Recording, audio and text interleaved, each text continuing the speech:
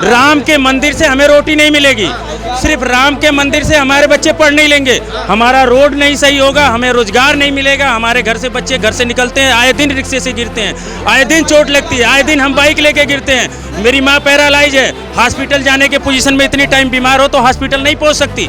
PWD का एक ही road है, यहाँ पर 70 फुटा रोड एक ही रोड है, उसके लिए केंद्र सरकार यहाँ पर क्या कर रही है?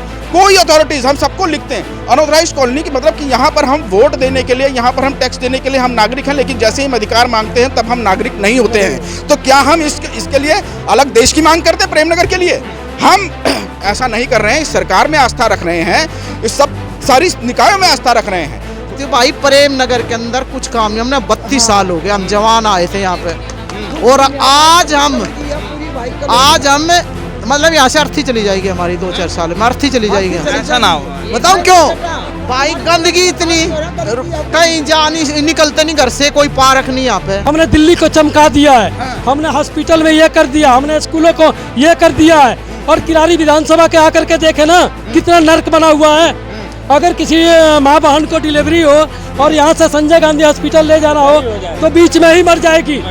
नमस्कार, आप देख रहे हैं न्यूज डिक्शनरी। इस समय हम किराड़ी विधानसभा में हैं और ये वार्ड नंबर 38 है। जैसा कि आपको पता होगा, MCD इलेक्शन अब नज़दीक आ चुके हैं। अब कुछ ही दिनों में MCD इलेक्शन होने वाले हैं, जिसको लेकर तमाम राजनीतिक पार्टी अपना अपना पाला बनाने की कोशिश कर रही है, ताकि उनके पार्टी के तरफ उनका जो वोट है आकर्षित हो। हमारे साथ BSP के लोग जुड़े हैं। इस बार BSP भी किराड़ी में अपने कैंडिडेट उतार चुके हैं। इनसे पूछेंगे कि यहाँ के मुद्दे क्या हैं। MCD में 15 साल से BJP की एक बहुमत बनी हुई है, उस बहुमत ने कैसा काम किया और इस क्षेत्र का और वार्ड का कितना विकास हुआ। मैम, क्या नाम हुआ आपका? मेरा नाम है किरण चौधरी।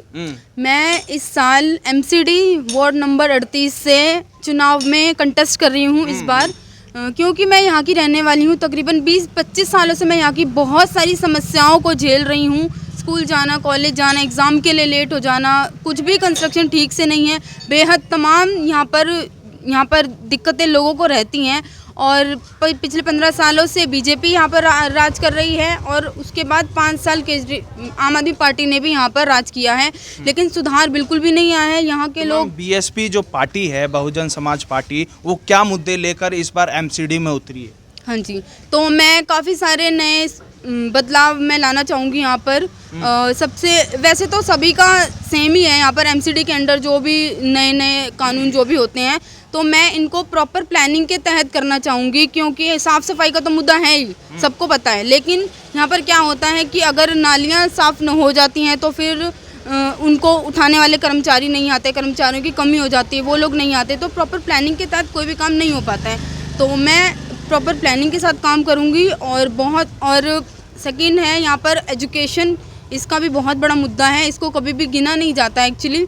एजुकेशन में क्या है कि यहाँ के जो युवा हैं वो ज़्यादातर नशे में रहते हैं, क्योंकि यहाँ का माहौल ऐसा है। यानी आप कह रहे हैं जिस तरीके से MCD में एक प्रॉपर कार्य होता है, उस कार्यों को लेकर आप इस बार MCD में उतरे हैं। सर, क्या सोच रहा है? इस बार BSP भी अपने कैंडिडेट उतार चुकी है, क्या इस बार सत्ता में आ पाएगी? क्या BSP बदलाव जरूरी है सर? इस बार BSP अच्छे वोटों से जीतेगी यहाँ से। BSP यहाँ से जीत रही है। इससे पहले BSP ही जीती थी सर। हाँ, इससे पहले BSP भी जीती थी 3 बार। 15 साल से BJP का काम आपको अच्छा नहीं लगा? सिर्फ भ्रष्टाचार। हाँ, BJP सिर्फ भ्रष्टाचार के सिवा कुछ किया ही नहीं है। हाँ, वो तो बोल रहे हैं विकास कर रहे हैं, MCD में एकदम चमका दिए। 5 साल विपक्ष के नेता रहे हमारे यहाँ के वार्ड के 38 नंबर वार्ड के, इन्होंने तो नर्क बना रखा है। नर्क बना दिए। देख लो, घूम के देख लो, गलियों में नर्क बना रखा है। आप यहीं के हैं? आप यहीं? यहाँ बिल्कुल सर, यहीं के हम। हाँ जी, हाँ जी, यहीं के नर्क बना रखे इस एरिया को। हर गली में जाए घूमिए। BSP कैसे टक्कर देगी इन पार्टियों को? सर, यहाँ के सब मतदाता जितने सब समझते हैं और सब गुलबंद हो चुके हैं, इनको दोनों को हराना है। तो आप लोगों ने मन बना लिया और BSP को लाना है। आप लोगों ने मन बना लिया, इस बार मोहर लगेगा? बिल्कुल, हाथी छाप, हाथी पे मोहर लगाएंगे जी। बिल्कुल 5 साल 15 साल ये दोनों को देख लिए।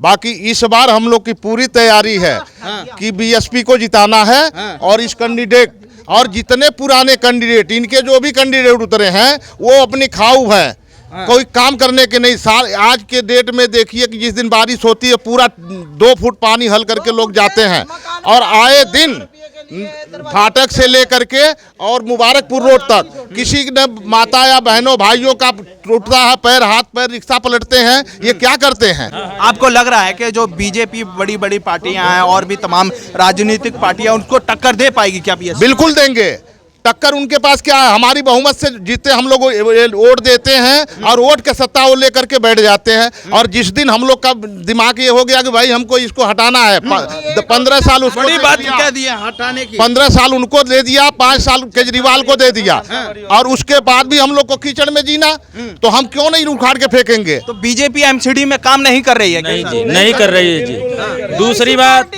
अब यहाँ पे राजतंत्र नहीं है, लोकतंत्र है। तो आज यहाँ राजतंत्र की पति निगम पार्षद रहा, हटा, बीबी को लड़ा दिया।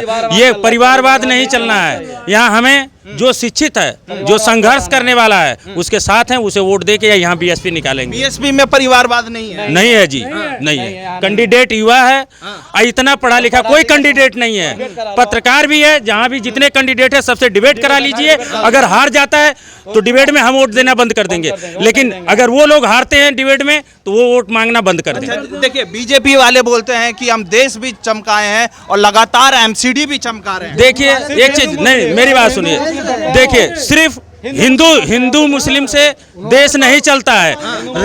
नहीं, सिर्फ राम के मंदिर से हमें रोटी नहीं मिलेगी, सिर्फ राम के मंदिर से हमारे बच्चे पढ़ नहीं लेंगे, हमारा रोड नहीं सही होगा, हमें रोजगार नहीं मिलेगा, हमारे घर से बच्चे घर से निकलते हैं, आए दिन रिक्शे से गिरते हैं, आए दिन चोट लगती है, आए दिन हम बाइक लेके गिरते हैं। मेरी माँ पैरालाइज है, हॉस्पिटल जाने के पोजीशन में इतनी टाइम बीमार हो तो हॉस्पिटल नहीं पहुंच सकती, वो रिक्शे में ही मर जाएगी, ऑटो गाड़ी में। ऐसी दशा है किराड़ी की, ऐसी दशा है किराड़ी की। हाँ। कैसे देख रहे हैं? क्या मैं अपने देश के प्रधानमंत्री को बताना चाहता हूं, हाँ बोलिए। कि जो आज महंगाई बात करते हैं, कहते हैं कि हम देश का विकास कर रहे हैं, देश का विकास कर रहे हैं, और गरीब आदमी रोजी रोटी सब छीना जा रहा है। हम भी अपनी काम कर रहे हैं, लेकिन आज 8 घंटे का 2 घंटे काम नहीं हमारे पास है।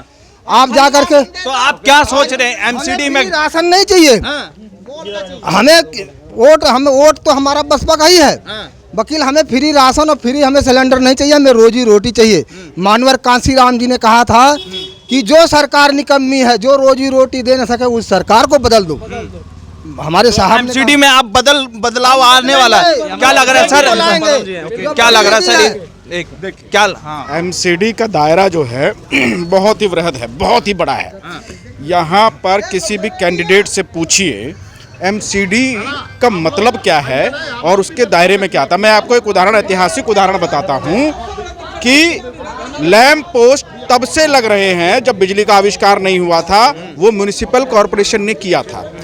मतलब ये है कि म्युनिसिपल काउंसिलर एक ऐसी इकाई है कि जनता से कहे बिना, जनता के कहे बिना वो जनता के दुख को, दर्द को समझ सके। म्युनिसिपल मतलब एकदम स्थानीय।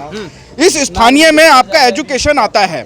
किसका मुद्दा है एजुकेशन का? भाई एक लाइब्रेरी दिखाइए यहाँ पर, एक एमसीडी का स्कूल दिखाइए यहाँ पर। यहाँ पर मैं कितने, आप भी सब देखते हैं कि कितनी महिलाएं जच्चगी करने को मजबूर हो जाती हैं सड़क पर रिक्शे से जाते हुए। कारण क्या है कि आप अस्पताल पहुंचना सुगम नहीं है। एक भी एमसीडी का यहाँ पर न डिस्पेंसरी है, अस्पताल तो भूल जाइए, दिल्ली सरकार का यहाँ नज़दीकी अस्पताल है, वो है संजय गांधी हॉस्पिटल। एम्बुलेंस यहाँ पर, यहाँ के काउंसलर को समझना चाहिए कि यहाँ की बेसिक रिक्वायरमेंट है कि एक एम्बुलेंस हो। कितने लोग हार्ट अटैक आता है, कितनी दिक्कत होती है, रास्ते में मर जाते हैं, ये एक बेसिक चीज़ है। दूसरा, तीसरा मैं बता रहा हूँ, योजना की कमी।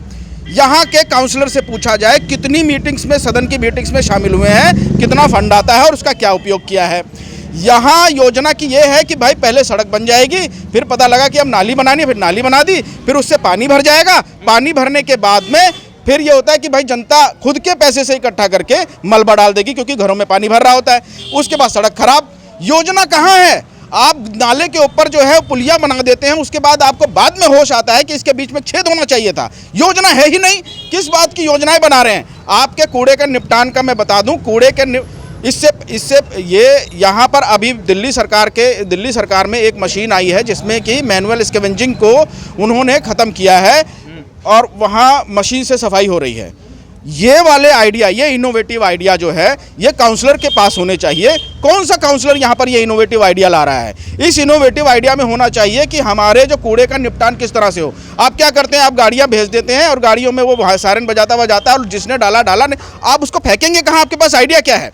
आपको उस कूड़े के निपटान के लिए टेक्नोलॉजी, दुनिया में इतनी सारी टेक्नोलॉजीज़ हैं कि आप जितना चुनाव में खर्चा करते हैं एक वार्ड में, सिर्फ उतने खर्चे से वो मशीन आ जाएगी। सिंगापुर में यूट्यूब पे वीडियोस मशहूर है, सिंगापुर इस्तेमाल करता है और कई सारे देश इस्तेमाल करते हैं।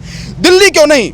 दिल्ली के पास इतने संसाधन हैं, इतना पैसा है कि वो प्रत्येक नागरिक को मुफ्त में बिजली अगर दे सकती है, मुफ्त में पानी अगर दे सकती है, तो ये कूड़े के निपटान से आप क्यों नहीं आप इससे छुटकारा दिला सकते? कारण क्या है? कारण सिर्फ इतना ही नहीं है कि यहाँ पर इनकी मंशा खराब है। मंशा खराब नहीं, जानबूझकर मंशा है कि ऐसा ना हो। यहाँ पर अनऑथराइज्ड कॉलोनी है। मैं एमसीडी से मैं डॉक्यूमेंट्स दिखाऊंगा, अपनी पूरी फाइल, इतनी मोटी फाइल बनी हुई है कि एमसीडी ने यहाँ कहा है कि हमारी कोई जिम्मेदारी नहीं है यहाँ की नाली की। ये एमसीडी बोल रही है, लिखित में मोहर लगा के दिया है, मोहर लगा के दी है आरटीआई के थ्रू। मेरे पास पूरी फाइल बनी हुई है। एमसीडी ने कहा कि यहाँ की नालियों की मरम्मत का, फिर मैंने कहा फिर भाई यहाँ काउंसलर क्यों चुना जाता है? पूछा मैंने, कहा कि ये हमारी अनुकंपा है कि हम कर देते हैं। ये अनऑथराइज्ड कॉलोनी जो है ये रिकॉर्ड में कृषि की ज़मीन है। यहाँ पर हम यहाँ सुबह उठते हैं, अखबार खरीदने से लेकर शाम को रात का जो हम जो दूध पीते हैं वहाँ तक हम टैक्स दिए जा रहे हैं। टैक्स हम दिए जा रहे हैं। हमें उस टैक्स में कोई छूट नहीं है और अधिकार के नाम पर हमारे पास सारी अथॉरिटीज़ जवाब दे देती हैं। पीडब्ल्यूडी का एक ही रोड है यहाँ पर, 70 फुटा रोड, एक ही रोड है। उसके लिए केंद्र सरकार यहाँ पर क्या कर रही है? कोई अथॉरिटीज़, हम सबको लिखते हैं अनऑथराइज्ड कॉलोनी की, मतलब कि यहाँ पर हम वोट देने के लिए, यहाँ पर हम टैक्स देने के लिए हम नागरिक हैं, लेकिन जैसे ही हम अधिकार मांगते हैं तब हम नागरिक नहीं होते हैं। तो क्या हम इसके लिए अलग देश की मांग करते हैं प्रेमनगर के लिए? हम ऐसा नहीं कर रहे हैं। इस सरकार में आस्था रख रहे हैं, इस सब सारी निकायों में आस्था रख रहे हैं। यहाँ पर जनता को मजबूर किया जा रहा है, इतना मजबूर कर दिया गया है कि भाई आपको यहाँ पर 500 रुपये दिहाड़ी देकर आपके चुनावों के प्रचार में ले जाया जाता है कि मजबूरी है। आपने यहाँ पर रोजगारों के सृजन के लिए क्या किया है? एमसीडी निकाय के पास ये विकल्प है कि वहाँ पर रोजगारों का सृजन करे। मैं बताता हूँ, आरटीआई के थ्रू मुझे ये जानकारी मिली है कि इस वार्ड में 150 सफाई कर्मचारी भी नहीं है। बहुत बड़ा वार्ड है, वार्ड बड़ा है और 150 सफाई कर्मचारी भी नहीं है। एक आरटीआई के थ्रू उसमें से कि आप कितने कर्मचारी घोस्ट कर्मचारी हैं, इसका खुलासा देश के लीडिंग अखबारों में हुआ है। Navbharat times, times of India, Indian express, इसमें बाकायदा इसकी पूरी रिपोर्ट एडिटोरियल में आप देखेंगे। यहाँ पर सफाई कर्मचारी कहाँ हैं? नदारद हैं। आप कॉन्ट्रैक्ट तक पर भी नहीं ले रहे। आपके घोस्ट कर्मचारी, आपके मुद्दे क्या हैं? आप यहाँ काउंसलर हैं क्या? आप काउंसलर यहाँ पर सिर्फ बने हैं कि यहाँ पर जब छत टूटे, जब यहाँ पर मकान बने तो आप आके कहें कि अनऑथराइज्ड है। कानूनन मतलब ये कागजी, ये कॉलोनी कागजी कॉलोनी भी नहीं है। कागजों में ये कृषि की ज़मीन है। यहाँ पर हमें ये सरकार, ये स्थानीय निकाय, ये दिल्ली सरकार, कोई भी हमें एक डॉक्यूमेंट देने तक को राजी नहीं है कि आप यहाँ पर 20-20 सालों से रह रहे हैं और ये आपकी ज़मीन है, ये आपकी संपत्ति है। देखिए किस तरीके से इन्होंने एक जो वेरा है किराड़ी विधानसभा और अपने वार्ड का बताया, एकदम निचोड़ के जो नॉलेज है वो बताया। किसी के पास आपको ये चीज़ें नहीं मिलेगी। ये स्थानीय लोग हैं और स्थानीय लोग से पता लगता है कि समस्याएं क्या हैं यहाँ की। और लोगों से बात करेंगे। क्या कहना चाहेंगे माता जी आप? भैया मेरे को नहीं बोला, चलो कैसा, मतलब यहाँ क्या समस्या है? समस्या भैया यहाँ नालियों की समस्या। गंदगी है पूरी नालियों में। भाई कीड़े चलते हैं घर में, कान खुजरे निकलते हैं, सफाई नहीं हो रही भैया, कूड़ा टाइम से नहीं उठेगा आपका। ये हम कह रहे हैं कॉलोनी का सुधार होना चाहिए भाई। कब से मतलब ये समस्याएं जो नाली के बन, आज से नहीं है बेटा, ये तो समस्या काफी दिनों से। ये तो पहला सुलेंद्र जीत का चला गया, उसने हमारे कॉलोनी में कुछ नहीं करा भाई। हाँ माता जी आप बताइए क्या? हाँ मैं तो ये कहना चाहती हूँ भाई, प्रेम नगर के अंदर कुछ काम नहीं। हमने 32 साल हो गए, हम जवान आए थे यहाँ पे, और आज हम मतलब यहाँ से अर्थी चली जाएगी हमारी 2-4 साल में, अर्थी चली जाएगी। ऐसा ना हो। बताओ क्यों भाई, गंदगी इतनी, कहीं जा नहीं, निकलते नहीं घर से, कोई पार्क नहीं यहाँ पे, घूमने भाई चले जावे टाइम पास करने के लिए, बहू बेटे आगे बुजुर्ग है बैठ जा, कोई भी पार्क नहीं है हमारे यहाँ पे प्रेम नगर के अंदर। सब जाएंगे, सफाई इसका तो ध्यान रखा सफाई कुछ भी नहीं है ध्यान। देखो ये सड़ी है नाली है, देखो जो आएंगे कर्मचारी उनने भी रुपये दे दे के चुपचाप ले भाई तू कर दे, हमारी कर दे, ले 100 रुपये ले ले भाई। इस तरीके से यार आएंगे, नहीं देंगे ये तोड़ देंगे, ये चौतरे वोतरे सब तोड़ देंगे भाई, सब तोड़ देंगे भाई। बहुत बुरा हाल हो रहा है, मकानों का भी नाश, इंसानों का भी नाश। देखिए ये किराड़ी विधानसभा में, ये वही विधानसभा में जो हमेशा इलेक्शन के समय में चर्चित रहती है, लेकिन जब यहाँ पर मेन स्ट्रीम मीडिया आए या हम भी आते हैं सोशल मीडिया की तरफ से जब समस्याएं बताते हैं, तो लोगों की एक समस्या नहीं है, इस तरह की हजारों समस्या है। कुछ और लोगों से बात करेंगे, क्या कहना चाहेंगे, नाम बताइए। मेरा नाम त्रिलोक है और मैं भीम आर्मी से प्रदेश सचिव हूँ। बोलिए। आप देख ही सकते हैं जिस हिसाब से यहाँ की स्थिति है। पहले केजरीवाल जी क्या कहते थे कि दिल्ली को लंदन बनाएंगे, अब उनका दूसरा नारा है कूड़े का पहाड़ हटाएंगे और दिल्ली को चमकाएंगे। पहला जो नारा अच्छा नहीं है क्या? अरे नारा अच्छा तो जब तो हम उसके बारे में बता रहे हैं आपको। आप देख रहे हो ना, ये लंदन तो बनी है, हमारी दिल्ली लंदन दिख रही है आपको। अब ये दूसरा, इनको मैं तो एक तरह से इनको कहता हूँ ये फेकूवाल है, फेकूवाल है, फेकूवाल। इन्होंने दुनिया भर की फेंकी है। एक मुख्यमंत्री के बारे में इस तरह का शब्द कहाँ तक जायज है? जायज है जब वो फेंक रहे हैं। पहले कहते हैं दिल्ली को लंदन बनाएंगे, दिल्ली लंदन बना दी क्या उन्होंने? हैं? अब बोलते कूड़े का पहाड़ हटाएंगे, दिल्ली को चमकाएंगे, जहां देखो वहीं फेंकना चालू कर देते हैं। तो 10 गारंटी दिए हैं केजरीवाल जी, बोल रहे हैं इस 10 गारंटी के साथ हम एमसीडी इलेक्शन लड़ रहे हैं और जब बहुमत आएगी तो इसको पूरा करेंगे, जिसमें कूड़े को पहाड़ लेकर और एमसीडी की जितनी भी तनख्वाहें, पक्की नौकरियां, इस तरह की बात कर रहे हैं। अरे गारंटी तो उन्होंने पंजाब में भी दी थी कि महिलाओं को 1000 रुपए देंगे, दे दिए क्या? नहीं मिला। कह रहे बिजली 300 यूनिट बिजली फ्री देंगे, दे दी क्या? और रही बात यहाँ पे बिजली की फ्री की, मैं आपको बता देता हूँ, जब केजरीवाल की सरकार आई थी यहाँ पे कमर्शियल यूनिट 10 से 12 रुपए था, उसको बढ़ा के 20 रुपए करा गया। तो आप ये सोचिए कमर्शियल यूनिट अगर जब महंगा होएगा, किसी भी कंपनी में अगर कमर्शियल यूनिट महंगा होएगा, जो प्रोडक्ट पहले 10 रुपए का बनता था वो ऑटोमेटिक वो 15 का बिकेगा, और वो प्रोडक्ट जब आगे मार्केट में जाएगा उसके बाद कौन खरीदता, कौन है? हम लोग खरीदते हैं। तो आपको बिजली फ्री नहीं है, ये आपके आंखों का धोखा है, इनडायरेक्टली आपसे पैसा लिया जा रहा है। तो क्या होगा इस बार वार्ड 38 में, क्या होने जा रहा है? इस बार वार्ड 38 में यहाँ के जो निगम पार्षद हैं वो उनकी जमानत जब्त होने जा रही है। जमानत जब्त होने जा रही है। जमानत जब्त होगा तो आएगा कौन? है यहाँ से जो अच्छा प्रतिनिधि होगा, जो काम करने के इच्छुक होगा, जो यहाँ पे ईमानदारी दिखाएगा, जो यहाँ की साफ सफाई देखेगा, जो यहाँ पे काम करने की इच्छा पे आएगा, जो यहाँ का नौजवान होएगा वो यहाँ पे आएगा। क्या कह रहे हैं सर? कौन आएगा? बीएसपी कौन आएगा? कौन आने वाला है? बीएसपी कौन आएगा मैडम? किरण चौधरी। और एक मेरा और सवाल है सर आपसे, बोलिए। मेरा ये कहना है कि केजरीवाल सरकार कहता है कि हमने दिल्ली को चमका दिया है, हमने हॉस्पिटल में ये कर दिया, हमने स्कूलों को ये कर दिया है, और किरारी विधानसभा के आकर के देखे ना कितना नर्क बना हुआ है।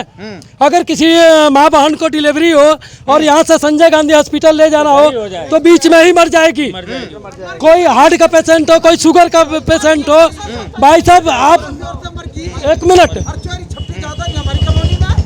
मिनट आप ज़्यादा नहीं, मुबारकपुर से लेकर के और इधर जो है कि नागलोई रेलवे स्टेशन और संजय गांधी तक मुझे 10 मिनट में किसी एम्बुलेंस वाले से पहुंचा करके दिखा दीजिए, मैं गारंटी नाम बदल दूंगा। देखिए यहाँ पे बीएसपी के कुछ लोग हैं और स्थानीय लोगों से हमने बात किया कि यहाँ की समस्या क्या है। एमसीडी के चुनाव आने वाले हैं जिसको लेकर चुनावी सरगर्मी बढ़ती रहती है। आप अपनी राय क्या रखते हैं हमें कमेंट बॉक्स में जरूर बताएं। न्यूज़ डिक्शनरी देखने के लिए बहुत बहुत धन्यवाद।